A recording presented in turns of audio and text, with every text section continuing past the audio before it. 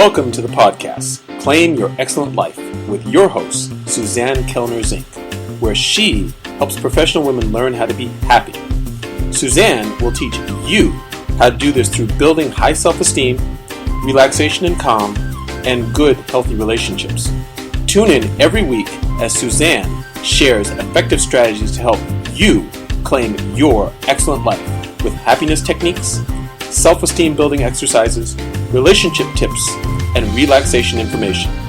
Make sure to head over to dawningvisions.com to subscribe to the newsletter to receive your keys to happiness, as well as other useful free gifts for you.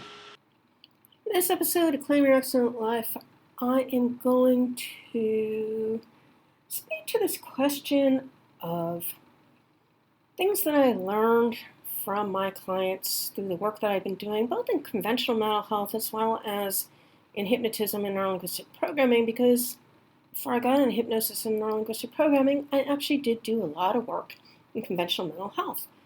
And it was because of what I was unable to do there with my clients that I left that paradigm and got into true healing through hypnotism and NLP, in case you wanted to know.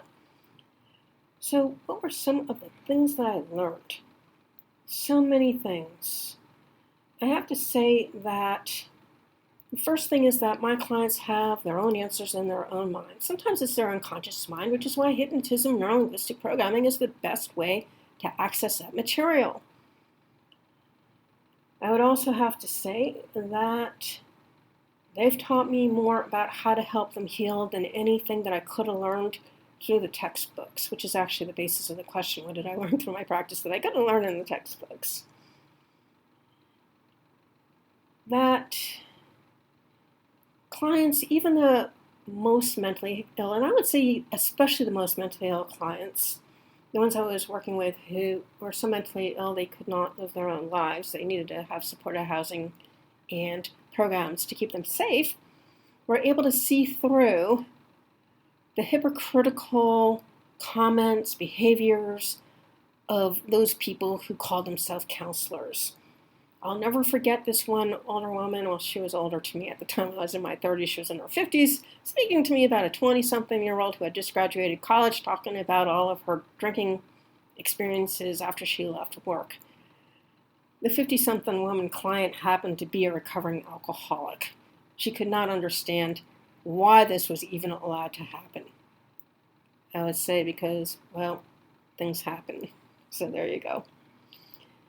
Understand that many people who get into the world of mental health got there, myself included, quite honestly, because they had mental health issues and they needed to overcome them. They learned a lot about it and they wanted to use those things that they learned to help others. Unfortunately, many of those same people have not gotten to the point where they're totally healed many of those traumas. And when clients come to them and talk about those issues, these practitioners get triggered.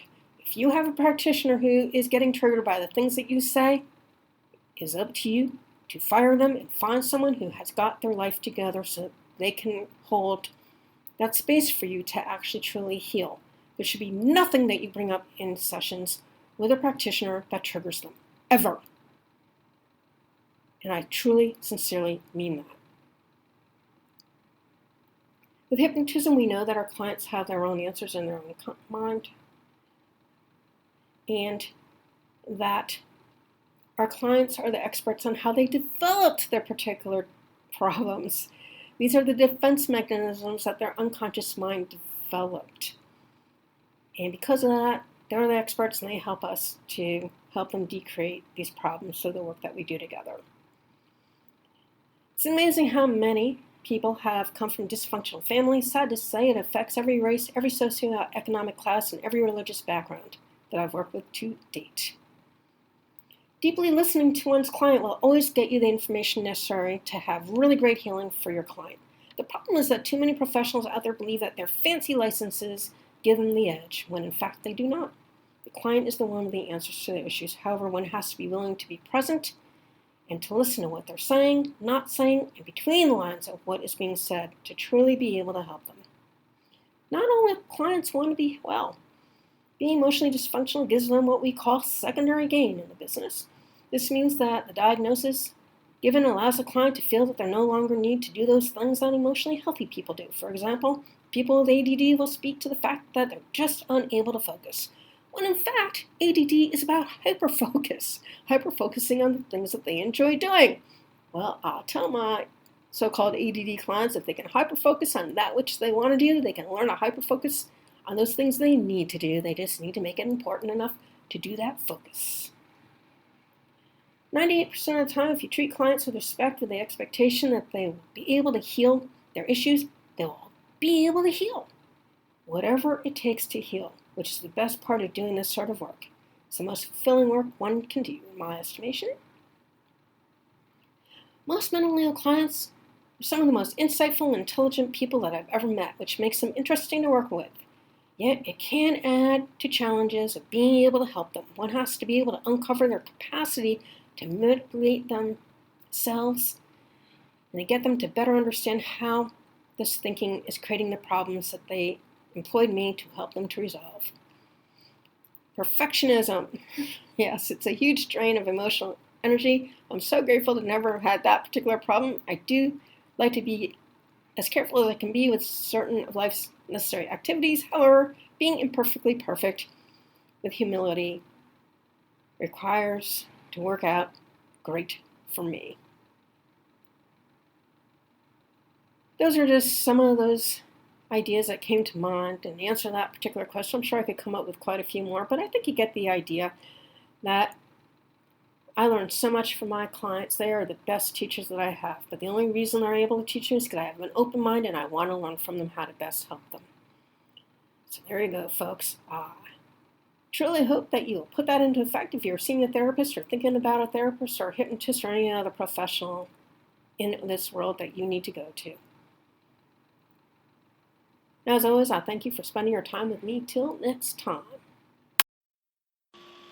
If you have enjoyed Claim Your Excellent Life, we'd really appreciate it if you go over to iTunes and give it a 5-star review.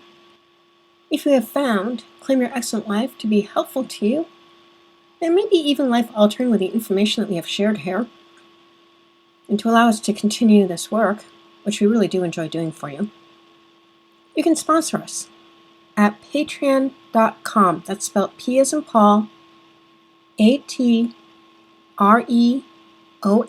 as in Nancy.com. Again, that's P as in Paul, AT as in Tom, REON as in Nancy.com, where there's a few different levels of sponsorship that you can choose from to help us to continue doing this work. We thank you for any assistance that you are able to give us.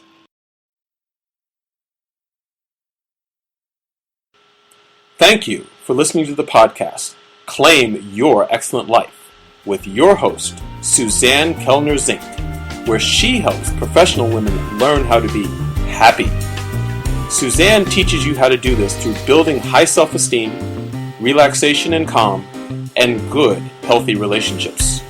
Tune in every week as Suzanne shares effective strategies to help you claim your excellent life with happiness techniques, self-esteem building exercises, relationship tips, and relaxation information.